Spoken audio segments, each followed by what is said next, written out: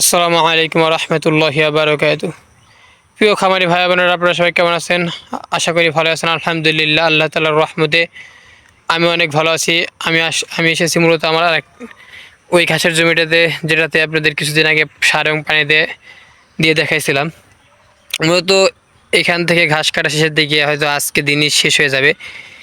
আমি আপনাদের যেটা দেখাবো, মূলত আমি এই ঘাসের ভিতরেই কিছু কাটিং লাগাই দিয়েছিলাম। মূলত সেইখান থেকে এরকম কুড়ি বের হয়ে মোটামুটি কাটিংগুলো হয়েই গেছে।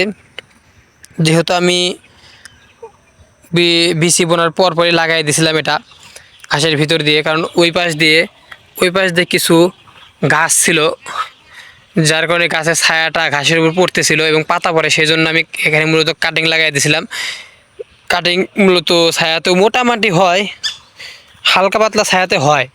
যেহেতু সকালের রোদটা এখানে লাগে কিন্তু বিকেলের রোদটা লাগে না, সেজন্য এখানে কাটিং লাগাইছিলাম।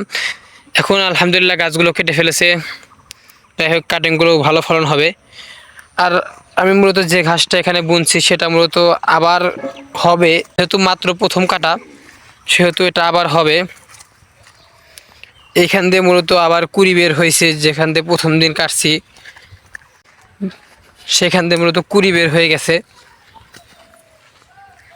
আপনারা দেখতে পাচ্ছেন মূলত এই যে এরকম একটা থেকে মোটামুটি 2টা 3টা করে কুড়ি বের হবে। এখন আমি জানি না এটা কতবার কাটা যাবে, কারণ ওই ক্ষেতে আমি যখন বুনছিলাম আর একটাতে আমার তখন 3 থেকে 4বার কেটেছিলাম। আস্তে আস্তে ফলন কমে যায়, কিন্তু এটাতে কতবার হবে জানি না, কারণ মূলত এই বিসিটা অন্য বিসি আর ওইটাতে অন্য বিসি ছিল। যাই হোক, এখন আমি ঘাসগুলো কেটে নিয়ে যাব খামারে, নিয়ে গিয়ে ছাগলকে সকালে খাবার খেতে দেবো। যেহেতু আমার ক্যামেরাম্যান নেই, তাই আমাকে ভিডিও করতে হয়, তাই নিজের ফেস দেখাতে পারি না। যাই হোক, যাদের আমার ভিডিওগুলো পছন্দ হয় তারা অবশ্যই চ্যানেলটি সাবস্ক্রাইব করে পাশে থাকবেন এবং ফেসবুক পেজে ফলো দিয়ে পাশে থাকবেন। আমার জন্য দোয়া করবেন। আসসালামু আলাইকুম ওয়া রাহমাতুল্লাহি ওয়া বারাকাতুহু।